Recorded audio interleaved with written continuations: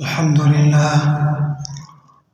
لله نحمده ونستعينه ونستغفره ونؤمن به ونتوكل عليه ونعوذ بالله من شرور أنفسنا ومن سيئات أعمالنا من يهده الله فلا مضل له ومن يضلله فلا هادي له ونشهد أن لا إله إلا الله وحده لا شريك له ونشهد أن سيدنا ومولانا محمدا عبده ورسوله. محترم عزتمنو، نن ورځ د جمعې په دې کې به ان شاء الله العزیز یو څه مختصر بیان خطاب د حضور علیه الصلاة والسلام د وفات وصال سره متعلق. نبی علیه الصلاة والسلام په کوم ورځ باندې پیدا شوی دی، په کومه میاشت کې پیدا شوی دی، په دغه ورځ په دغه میاشت باندې د وفات وصال هم شوی. والله تعالی اعلم بالصواب. البته دا خبره ښکاره ده چې حضور علیه الصلاة والسلام د سموار په ورځ پیدا شوی دی او د سموار په ورځ د وصال شوی دی. ورځ معلومه ده. د نبی علیه الصلاة والسلام وفات ته ومرګ ته زموږ اهل سنت والجماعت مرګ نه وی، وفات نه ورته وی. دا د بی ادبی الفاظ حسابي وصال النبی صلی الله علیه وسلم ورته وی چې د نبی علیه الصلاة والسلام وصال شوی دی. په وصال او په وفات کې فرق څه شی دی؟ وفات ودې ته وی یو انسان ته په ازل کې الله تعالی شپږ کال عمر لیکلی، د چاغه اتیا لیکلی، د چاغه ارسو لیکلی. الله تعالی په ازل کې د چا څومره عمر لیکلی، د دنیا ته چې د انسان راسي چې خپل عمر پوره کی وفات و پوره ته وی د خپل دورانیه د عمر پوره کړه، وفات شو هغه وخت پوره کی. د مرګ ختمېدل په ورځ د آخرت دی. ثم لا يموت فيها ولا يحيا. د کافر د پاره خدا دی نه به ژوند پر ژوند حسابي په آخرت کې، نه به مرګ ورځي. لیکن د مؤمن د پاره به مرګ ختم وي، ژوند به د جنت ژوند دی. د مرګ ختمېدل په آخرت کې. الته د ابد الاباد د پاره د موت ورته دغله هم موت راځي. البته په دې دنیا کې انسانان سی وخت پرسي، عمر پرسي، نو د وفات وصال ودې ته وی او ملاقات ته وی.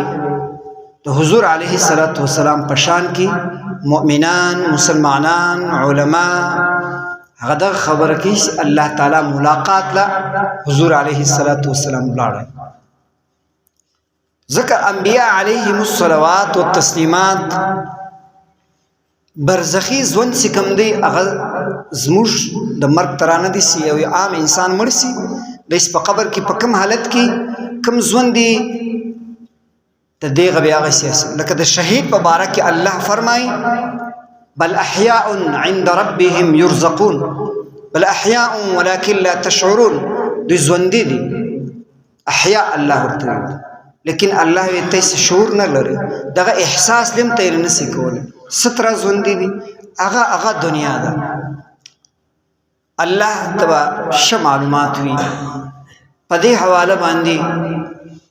نبی علیه الصلاة والسلام سکله د حجۃ الوداع پر موقع باندې د حج ته ولاړی په 10 هجری کې. نبی علیه الصلاة والسلام په مینا کې د زوال وخت نو راغلی. د زوال لمخه دغه سورت نازل سو اذا جاء نصر الله والفتح. شکل دا سورت نازل سو نبی علیه الصلاة والسلام و جبریل علیه الصلاة والسلام تول یا جبریل مال لدی آیاتو سا د وفات د وصال د دې خوشبو راځي. او ورته یا رسول الله تاسو فکر کړئ، تاسو غم کړئ، ستا په بارک خو الله فرمای وللآخرة خیر لك من الاولى. آخرت ستا د پاره سي تر دې دنیا ډیر بهتره ده. خاص ستا دپاره ویلي دي ولسوف يعطيك ربك فترضى الله له تا سره وعدې کړي دي مقاما محمودا مقام محمود وعده یې درسره کړې ده ما تقدم من ذنبه وما تأخر شام مخته که هر لغزش سوی الله تعالی تر دې در تیر دی اول خو زموږ عقیده دا ده چې د پیغمبر علیه الصلاة والسلام زه صغیره لغزش دا هم نه دی سوی معصوم دی نو جبریل علیه الصلاة والسلام دا دې ته اشاره ولا چې د نبی علیه الصلاة والسلام د وصال وخت دویم نبی علیه الصلاة والسلام بیا کله ولاړې شیطانانې وست بیا راغلې یو تاریخي جمله حضور علیه الصلاة والسلام صحابه کرام ته فرمایي یا ایها الناس اے خلقو خذوا عني مناسککم د حج احکامات لما زده کړئ لعلی لا اراکم بعد عامی هذا شاید بیا موږ ته یې نه ووینو سره بل کال بیا زه ته یې نه ووینم شاید بیا زه ته یې نه ووینم دا کې اشاره ولی چې حضور علیه الصلاة والسلام ځي ځکه په دې صورت کې الله فرمایي فسبح بحمد ربک واستغفره د تسبیح د تحمید د دې د تیاری الله تعالی درته فرمایي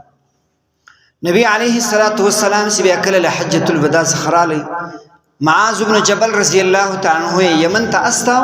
په حیثیت د گورنر استبولار سے دورې د قاضي نو په لاري باندې نبی علیه السلام ته فرمایي تسال تولار سے فیصله او پسش کوي هغه به کتاب الله ولکه په الله په کلام کې نو بیا فیصله پس کوي دی ورته فرمایي بیا به فبسنة رسول الله ستا په طریقه ستا په سنت به کوم اقول فإن لم تجد فيها کپا دې کې نو بیا د ورته اجتهد برأيي بیا زه خپل اجتهاد کوم نبی علیه الصلاة والسلام لده سر روان دي دی رخصت کوي ډېر سفر یې ورسره وکړي اخري چې دی رخصت کاو نبی علیه الصلاة والسلام ومعاذ بن جبل رضی الله تعالی عنہ ته فرمایي رخصت سے ورکی لا تلقانی یا معاذ فی المدینه ولی معاذ بیا چې واپس راځي بیا بل ما سره په مدینه کې نسی ملاو ولیا معاذ لعلك تمر بالقبر ومسجدي هذا شاید ته براسه زما قبر له براسه زما روزه له براسه او دې مسجد ته براسه مسجد نبوي ته لیکن ما بنو ویني معاذ رضی الله تعالی عنہ فبكى معاذ جشعا لفراق رسول الله صلی الله علیه وسلم اگر ډیر وسړل نبی علیه الصلاة والسلام تاکید ورته وکي چې هر څوک چې هغه پر تقوا زندگی تیر کی هغه بلال تلما سره ملاوسي نو نبی علیه الصلاة والسلام په دې واقعې کې اشاره و چې د حضور علیه الصلاة والسلام د دنیا څخه د تلو وخت بیسیکله حضور علیه الصلاة والسلام رالی به جنازه سوی و هغه جنازه کې د ولاړې جنت البقیله هلته ډېرې لوی اوږدې دعاوې وکړي بیا پر واپسې باندې نبی علیه الصلاة والسلام لاړی شهدای احد له د احد په لمن کې دالته شهدای احد دي دی له ورغلی هلته هم ډېرې دعا وکړي پر واپسې باندې چې کله دی رالی د بد ورځ وه د بد ورځ وه دی چې کله رالی کور ته نو دی ناجوړه سو بیماره سو په سر باندې درد سو ډېر شدید درد یې په سر باندې د جمعرات تر ماښامه د مسجد نبوي ته تللی لمونځ یې ورکاوه د جمعرات د ماښام لمونځ یې هم ورکړي چې کله لمونځ ورکړي صحابه ډېر مطمئنه سو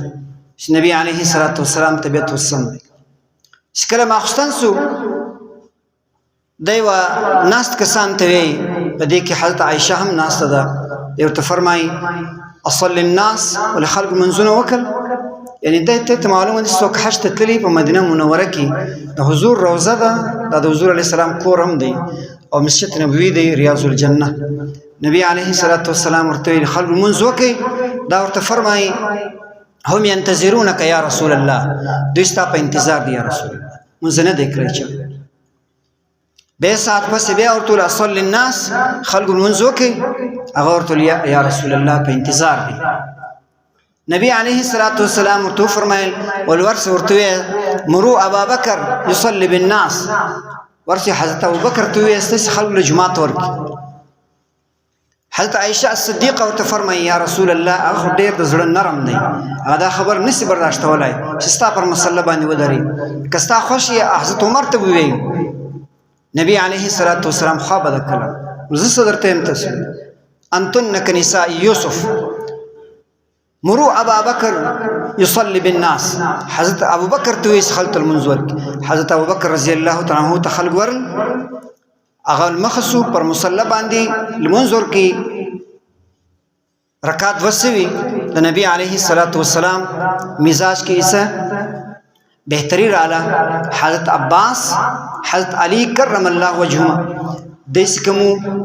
سهارا ورکله روزو باندې راسونه ونیول مسجد نبوي ته دای داخل سوی